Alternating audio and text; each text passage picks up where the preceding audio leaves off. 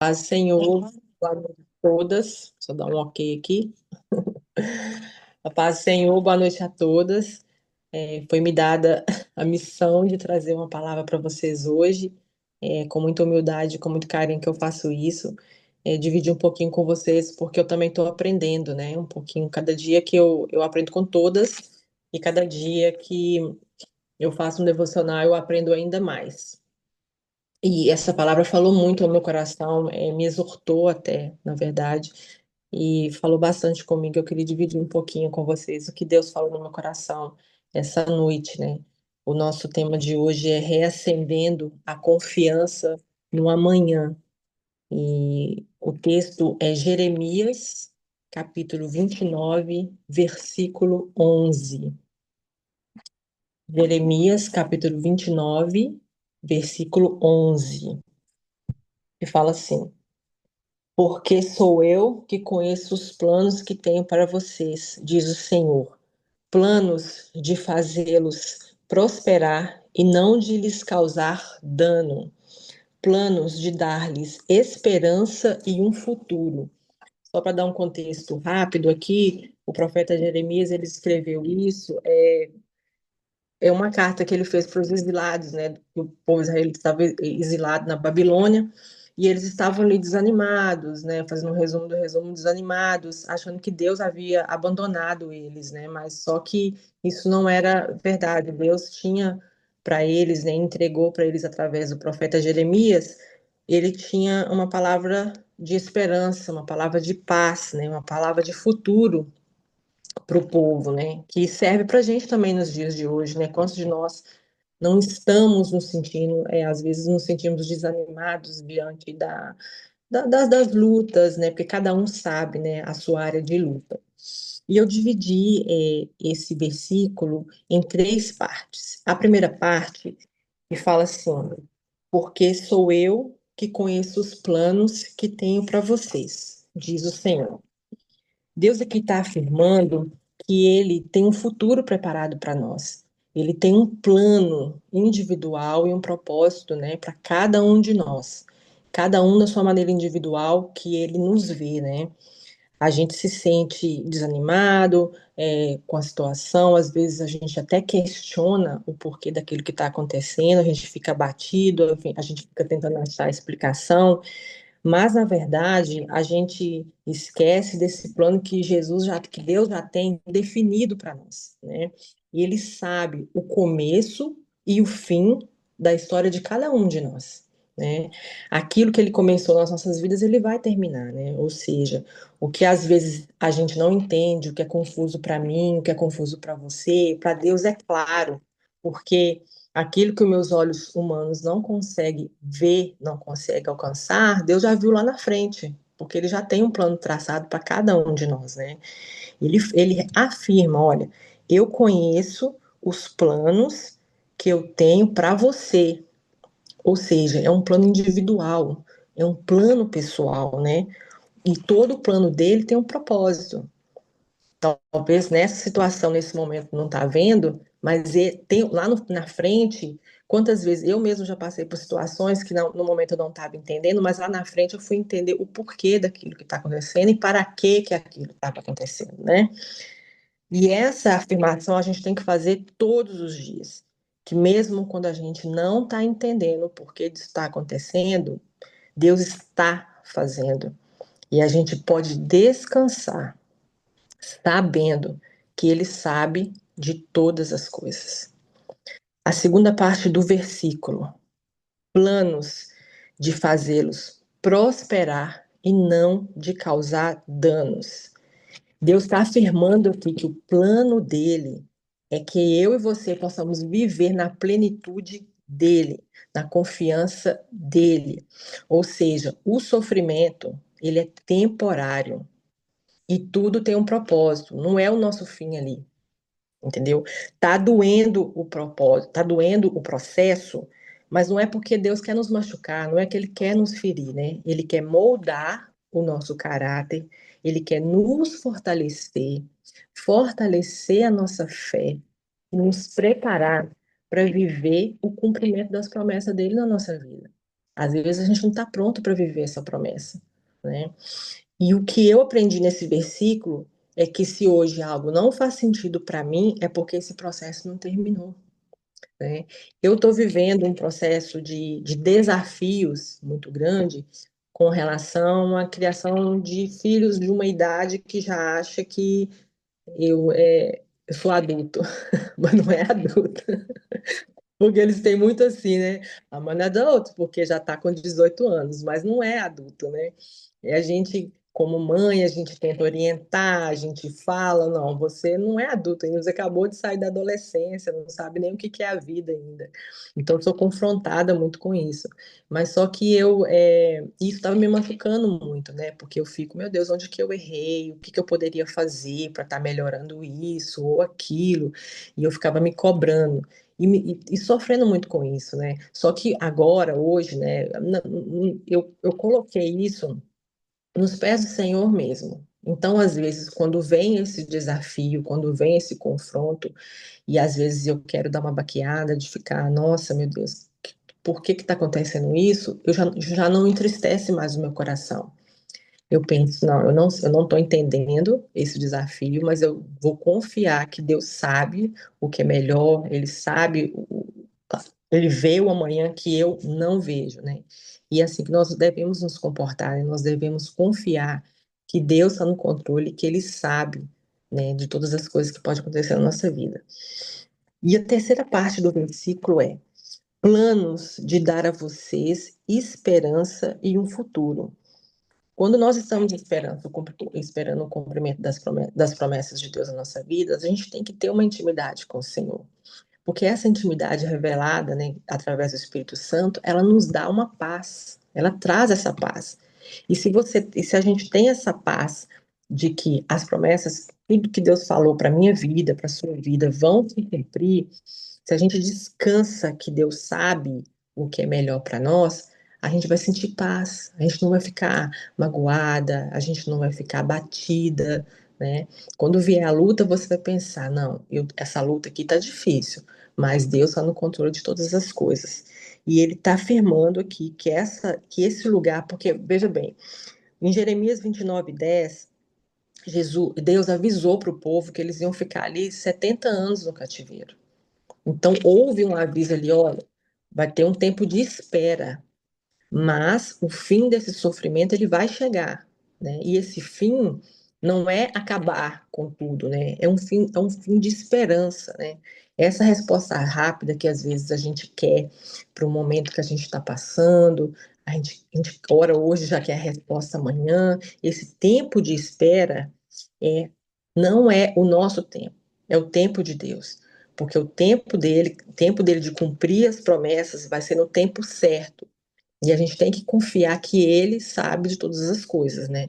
O presente, o hoje, as circunstâncias, ela pode estar não estar favorável na nossa visão limitada, né, da situação. Mas para Deus, o nosso futuro já está escrito. E em Jesus, né, está a nossa esperança, né?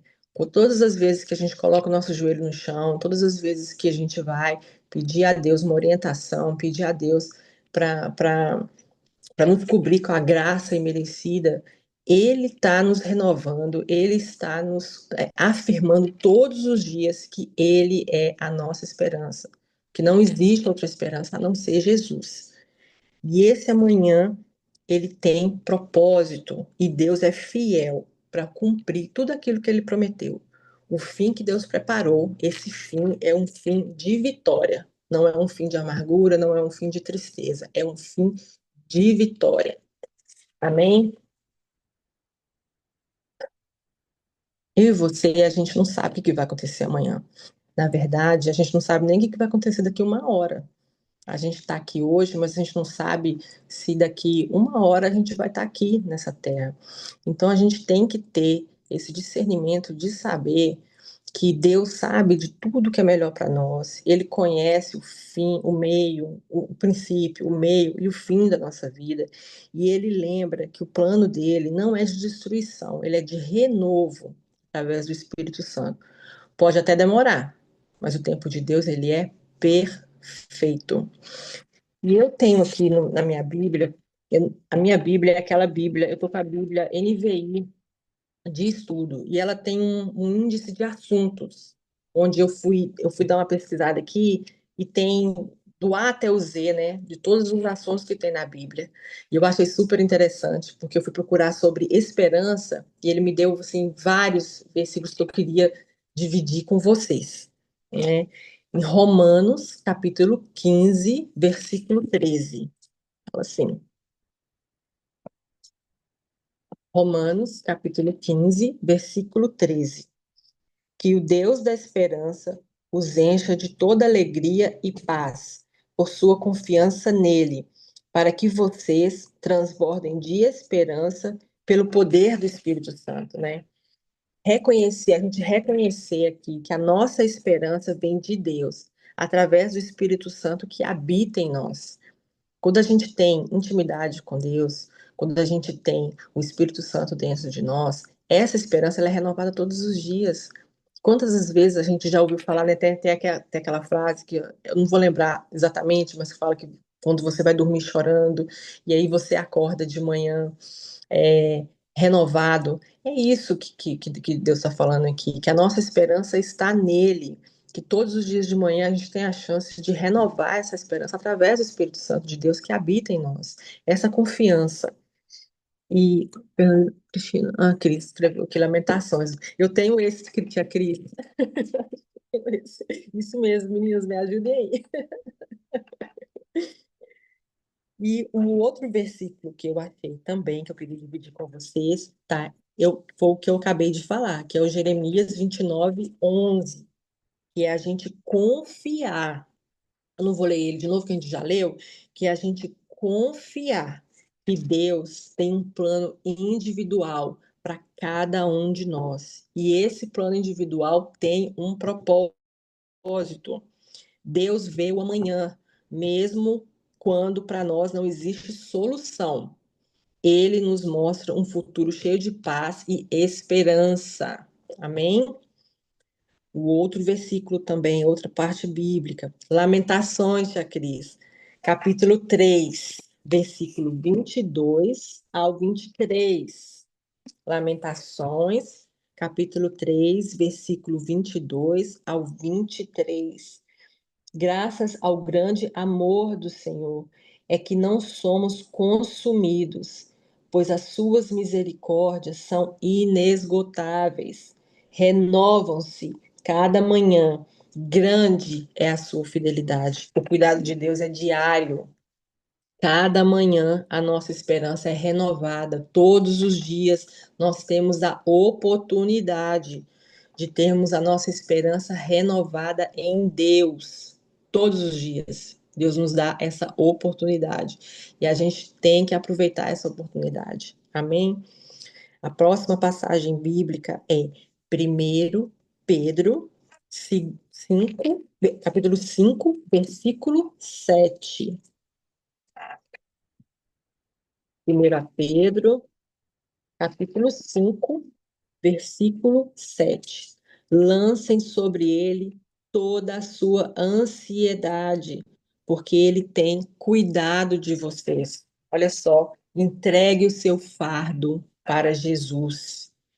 Gente, a gente entregar as nossas preocupações, o nosso fardo, a nossa ansiedade, ai meu Deus, nosso porquê, a gente entregar aos pés do Senhor, isso é um ato de fé. Isso é um ato de fé.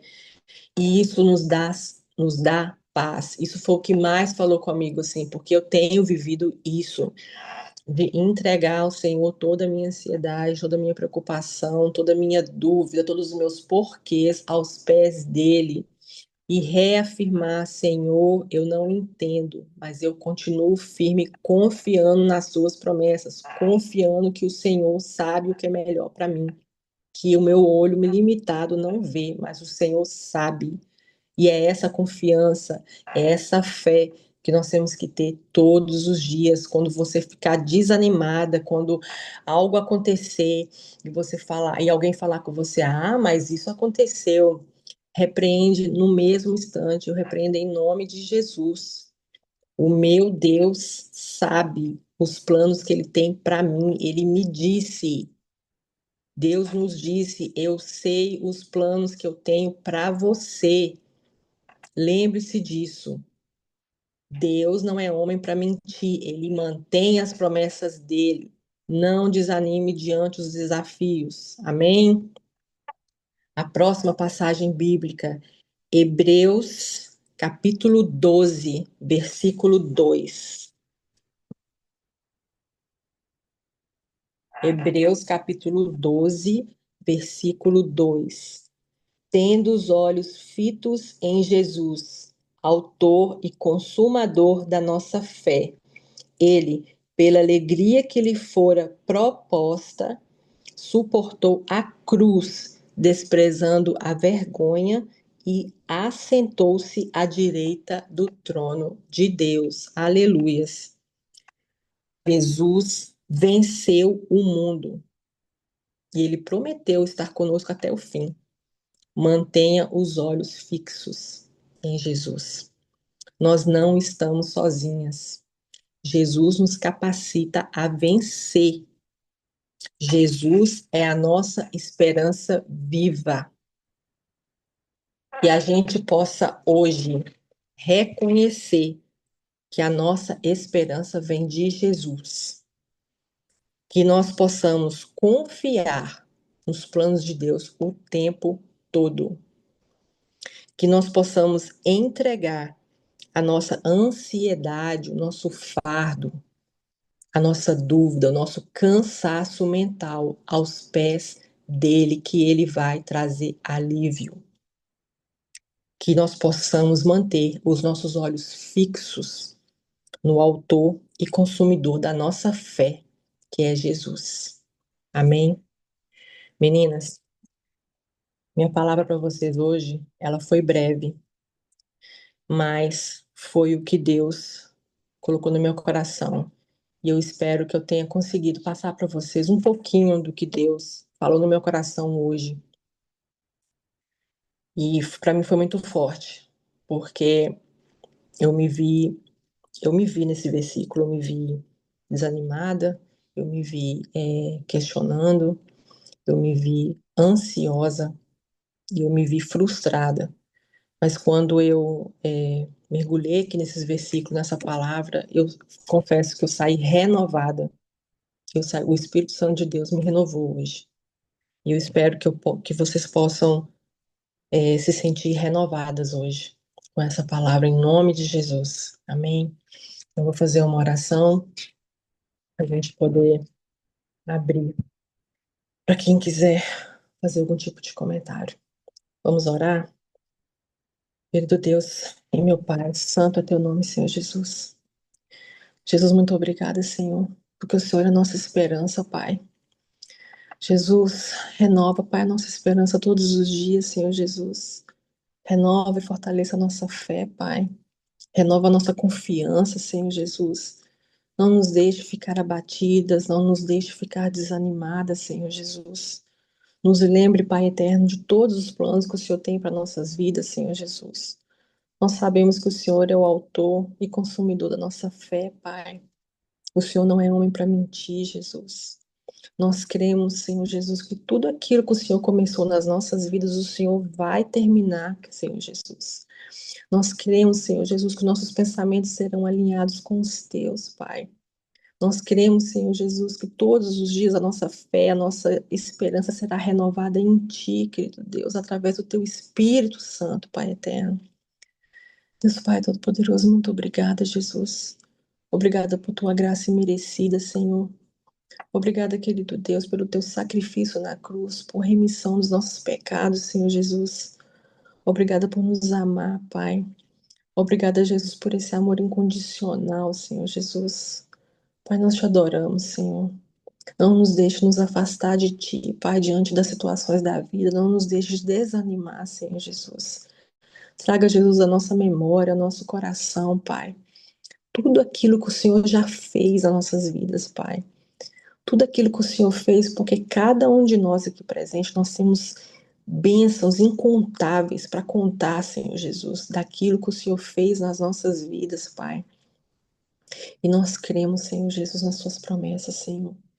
Nós cremos, Pai, que a Tua palavra é palavra viva, Senhor, nas nossas vidas. Nós cremos, Senhor Jesus, que o Senhor é a nossa esperança diária, Pai, e que não existe outro a não ser a Ti, Senhor. Muito obrigada, querido Deus, por esse momento. Obrigada, Senhor Jesus, por essa palavra, Pai, que o Senhor colocou no meu coração e que eu pude dividir com as minhas irmãs aqui hoje, Pai. Muito obrigada, querido Deus. Em nome de Jesus, eu oro e agradeço. Amém.